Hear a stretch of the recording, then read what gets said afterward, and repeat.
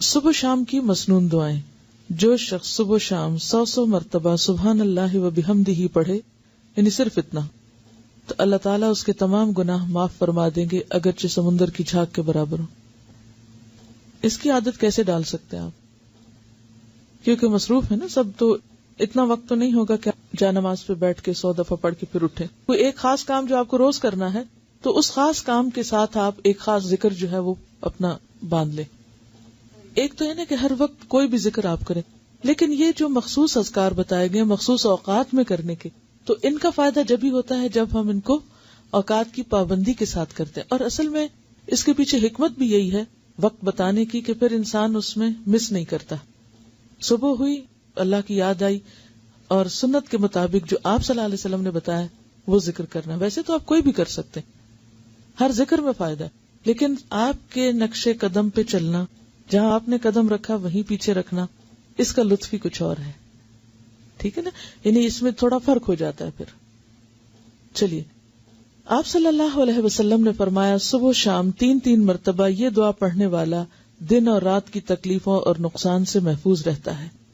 بسم اللہ الذی لا یضر مع اسمہ شیء فی الارض ولا فی السماء وہو السمیع العلیم. صبح و شام اس اللہ تعالی کا نام لیتا ہوں جس کے نام کی وجہ سے زمین و آسمان کی کوئی چیز نقصان نہیں پہنچا سکتی، اور وہ سننے اور جاننے والا ہے. آپ صلی اللہ علیہ وسلم اس دعا کو بھی روزانہ صبح و شام 3 مرتبہ پڑھتے تھے.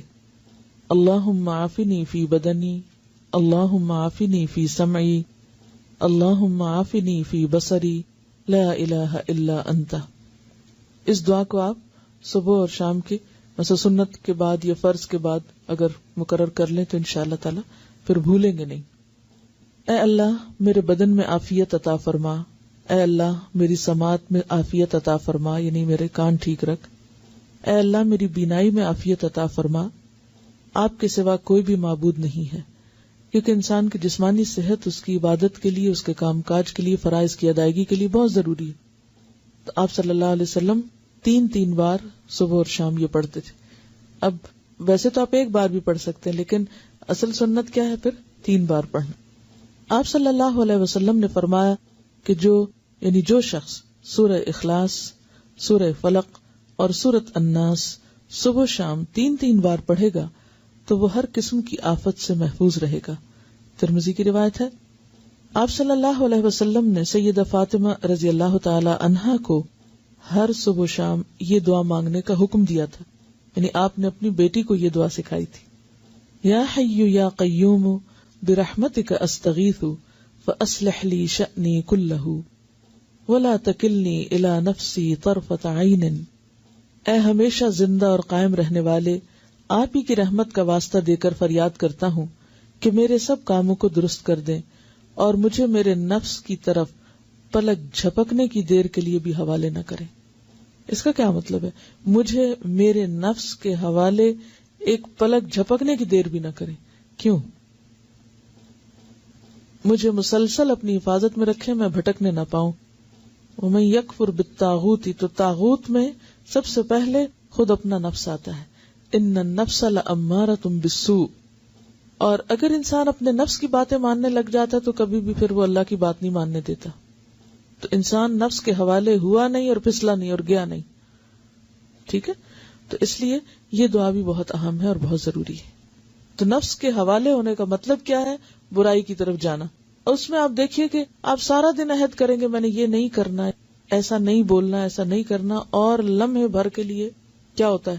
منہ سے بات نکل جاتی، آپ ایک دم غصے میں آ جاتے ہیں، آپ ایک دم وہ کہہ آتے ہیں جو سویر سے وعدہ کر رہے تھے شام تک کہ اب آج سے میں نے یہ جملہ نہیں بولنا یا یہ کام نہیں کرنا. وہ لمحے بھر کے لیے آپ نفس کے حوالے ہوئے اور گئے. تو یہ دعا بہت ہی زبردست دعا ہے کہ یار اب میں تو اپنے آپ پر، خود پر ایک لمحے کے لیے بھی بھروسہ نہیں کر سکتا، لمحے کے لیے بھی مجھے نہیں ادھر جانا، کیونکہ ہمارے ساتھ نفس بھی ہے، شیطان بھی ہے. تو یہ ایسے دشمن ہیں، ایسی طاقتیں ہیں کہ جن کا مقابلہ ہم تنہا نہیں کر سکتے، یہ صرف اللہ کی مدد سے ہو سکتا ہے. اس لیے صبح اور شام، ورنہ بعض اوقات انسان کہے ایک دفعہ تو مانگ چکا، اب اور کیا مانگنا، روز کیا یہی مانگنا.